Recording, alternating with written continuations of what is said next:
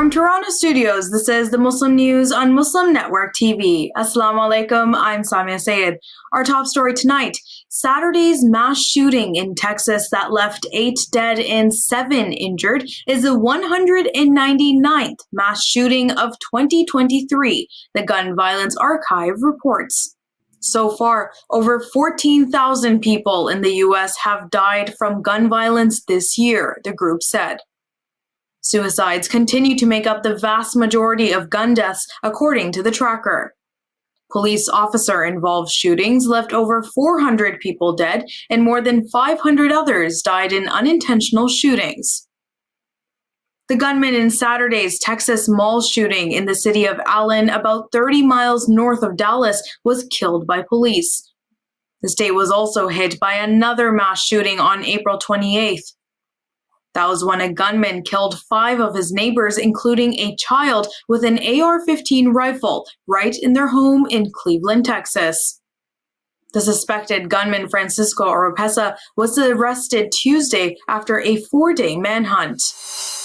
Complaints about anti-Muslim sentiment in the U.S. have tripled since 1995 compared to after the September 11, 2001 terror attacks. That is according to a new civil rights report by the Council on American Islamic Relations, or CAIR. The group's research and advocacy coordinator, Amar Ansari, says the new report shows a 23% decline in the total number of cases. However, he noted that while it is encouraging, it's still 3 times more than the years following the 9/11 attacks.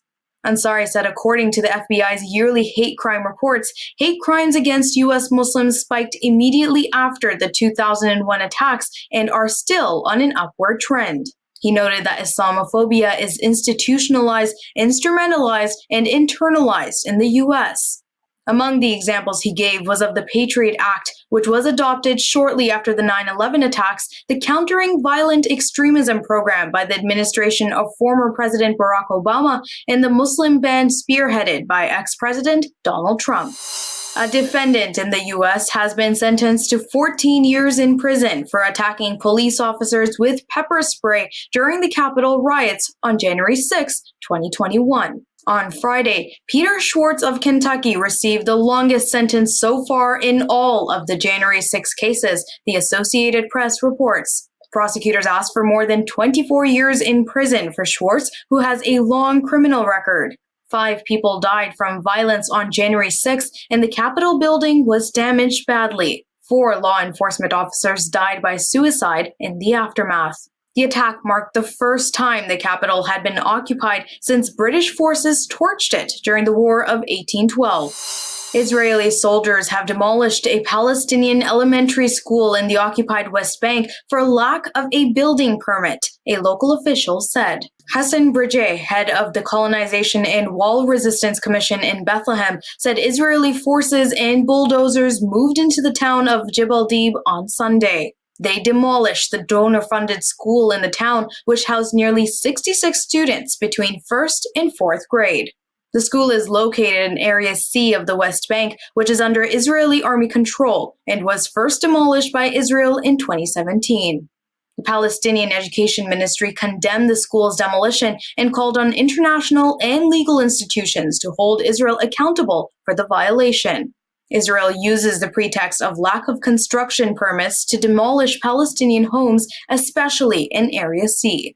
Under the 1995 Oslo Accords between Israel and the Palestine Liberation Organization, the West Bank, including East Jerusalem, was divided into areas A, B, and C.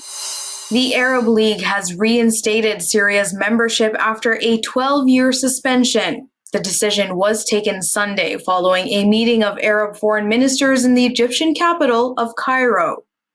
Syria was suspended from the 22-state league in 2011.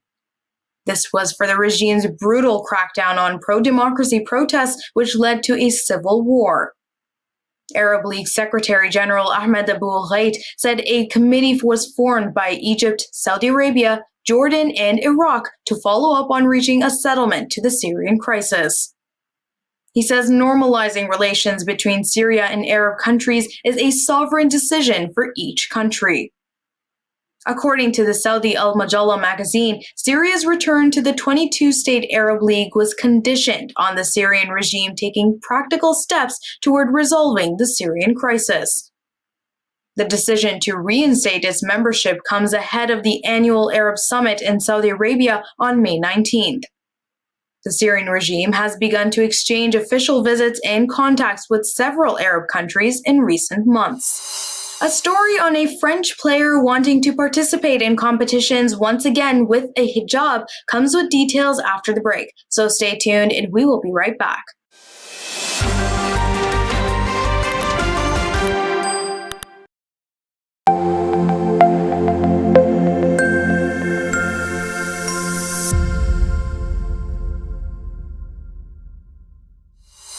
Welcome back. French basketball player Salamata Sylla wants to return to official competitions from which she had been banned since January 8th for wearing a hijab. The 25-year-old born in Paris began playing basketball 14 years ago with the guidance of her sisters. She has competed in the jersey of Aubervilliers, one of the third league teams. Nicknamed Solly, the French basketball player said she started wearing hijab 3 years ago. She said she does not have any problems in her private and business life for wearing the headscarf. Rohingya refugees have expressed dissatisfaction about preparations in Burma's Rakhine state for possible repatriation. On Friday, they reiterated that they want citizenship rights returned and a guarantee to be resettled in their original places from where they were ousted. A 20-member Rohingya delegation and Bangladeshi officials visited Mongdao Township and surrounding villages in the state to assess resettlement preparations. Over 750,000 Rohingya fled to Bangladesh after a brutal military genocide in Rakhine State in August 2017.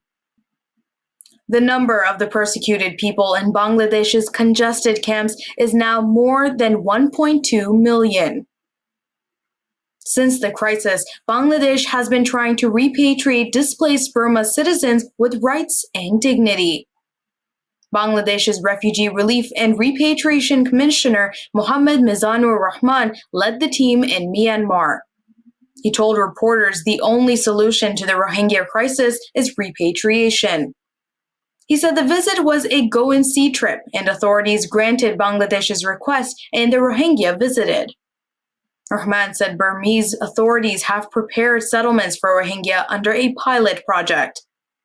There are homes, employment opportunities, and schools for Rohingya children. The settlement was mostly built with support from India, Japan, and China, according to the official. But Rahman said Burma's junta officials did not commit to giving citizenship to the displaced Rohingya under the pilot project immediately or before possible repatriation. Immigration experts in British Sudanese say the UK Home Office is operating an unashamedly racist refugee system. They say that while it is running refugee schemes for those escaping the war in Ukraine, it has refused to offer the same to people fleeing the recent fighting in Sudan. Almost 300,000 visas have been issued for Ukrainians fleeing their country. Close to 95,000 have been approved for a family scheme allowing Ukrainian refugees to join relatives in the UK. Nothing similar is being offered to Sudanese refugees. Raga Ahmed, a member of the London-based Sudanese Community and Information Center, said that Sudanese people are being treated differently from Ukrainians. Color and race should not matter when there is a war. The Prime Minister needs to answer what is the difference between a Ukrainian refugee and a Sudanese refugee, Ahmed said. Anwar Solomon, chief executive of the UK-based Refugee Council, says the Home Office had so far refused to do more for the Sudanese people despite being able to do so. He said it has significant discretion it can use to grant visas, particularly in response to exceptional circumstances, but it has decided not to.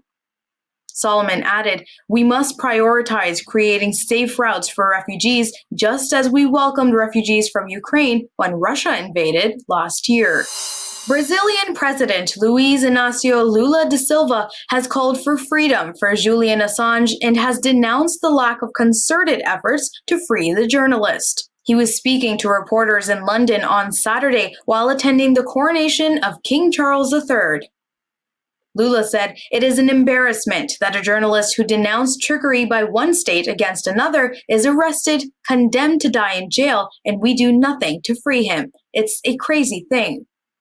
He added that we talk about freedom of expression. The guy is in prison because he denounced wrongdoing, and the press doesn't do anything in defense of this journalist. I can't understand it.